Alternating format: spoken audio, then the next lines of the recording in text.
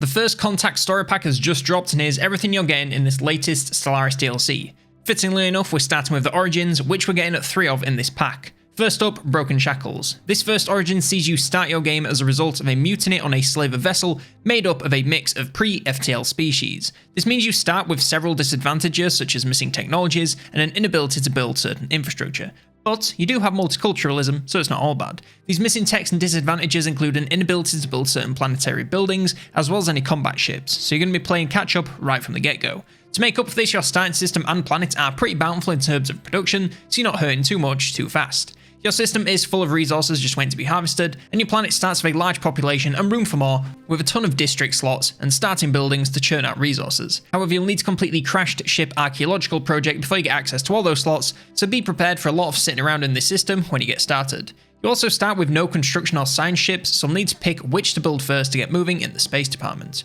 Choosing this origin will also dictate a number of things in the galaxy other than just your empire. A pre-FTL civilization of your species will appear somewhere in the galaxy, as well as a random pre-FTL civilization being uplifted and having the Payback origin, which we're going up to next. And finally, an advanced empire with the Your Ladder to the Sky origin will be spawned somewhere in the galaxy. This origin essentially means this empire is the slaving megacorp that your people escaped from, with many more still enslaved in their borders. They're also able to abduct pops while in the raiding bombardment stance to collect even more pops as slaves to be distributed across the galaxy. As well as all this, your faction will have 1 extra envoy, as well as increased first contact discovery and infiltration speed. Of course, with all these aspects in mind, this origin works well with xenophile empires that get on well with others to make the use of that envoy and discovery speed. But also don't be afraid to get a little bit sneaky if you need to. As the tooltip suggests, this is of course a challenging origin. Not only do you have the disadvantages and the slow start that we mentioned earlier, that multiculturalism can also work against you as the different species start to clash and form their own factions that you then have to keep an eye on to ensure you don't have a rebellion on your hands. You'll also have the missions to find the homeworlds of your people, which will be spread across the entire galaxy and be something you look for over the course of the entire game. Finally, you'll also need to make sure that you research military and defend yourself as fast as you can, as the slavers likely aren't pleased that you managed to take down one of their vessels and lose an entire planet's worth of slaves, so they'll be coming to try and get you back. Moving on to Payback, this sees you start as a faction that just about managed to fend off some invaders at the cost of most of their population. This causes them to start the game, of course, with some pops missing, but also a number of starting techs, putting them behind before they even get started. And as for what these techs are, it's pretty much the same as the Broken Shackles. Your system also has the archaeological sites of the destroyed invader craft to investigate and clear out of the way. This can then be developed into either a habitat or a military ship that can be upgraded over the course of the game. Similar to the Broken Shackles, this origin also ensures a number of other empires are in the galaxy. One of the randomly generated pre-FTL civilizations will be uplifted to the Broken Shackles origin, as well as the same Your Ladder to the Sky advanced empire as before. Only now, instead of being a slaving megacorp that you escaped, they're a slaving megacorp that you fought off.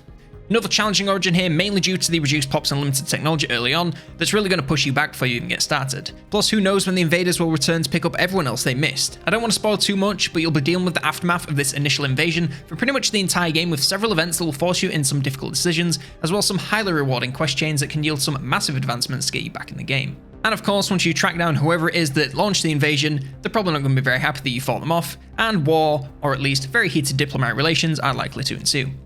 And our final origin, Fear of the Dark, sees you taking over an empire of a population quite literally divided, with 1/3 of them living on their own planet, refusing to even consider exploring space due to an unfortunate asteroid incident. The Separatist planet will provide unique events and benefits over the course of the game, such as technology progress and you having to apologise for the Haven world being so inept. As well as this, the Empire excels at discovering and researching anomalies, but struggles with more conventional research and finding good leadership due to the divided population. This is another one I don't want to talk too much about, as there are a ton of unique events to do with the Haven world that can offer you massive rewards, but more often than not have an equally massive cost.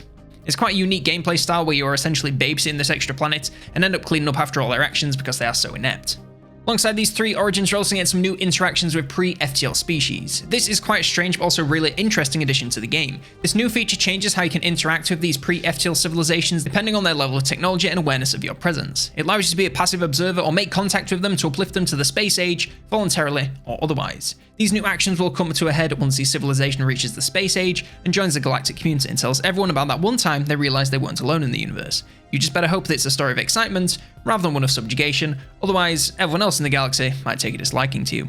And the final feature coming with this DLC is cloaking technology. This allows military and civilian ships to travel through closed or even hostile space totally undetected. This opens up a ton of new opportunities like ambushing unsuspecting enemies or surveying the entire galaxy without anyone seeing a thing. You'll have to build auxiliary cloaking modules onto your military ships, and then science ships simply gain this after researching cloaking techs.